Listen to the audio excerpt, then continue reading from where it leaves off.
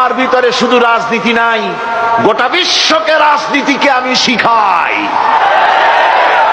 অর্থনীতি শিখাই, পৃথিবী চলবে কিভাবে তা আমি দেখাই।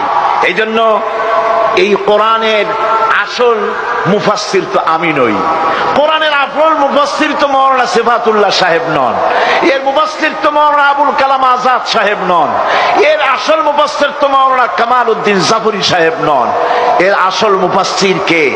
কোরআনের আসল মুফাসসির, জেনুইন অথেন্টিক ইন্টারপ্রেটার, আল্লাহর পক্ষ থেকে নিয়োগ প্রাপ্ত মূল মুফাসসির যিনি, মূল তরজমানুল কোরআন, কোরআনের ভাষ্যকার যিনি, তিনি হচ্ছেন সর্বকালের সর্বযুগের সর্বশ্রেষ্ঠ মহামানব বিশ্বনবী জনাবে মুহাম্মদ রাসূলুল্লাহ সাল্লাল্লাহু আলাইহি ওয়াসাল্লাম।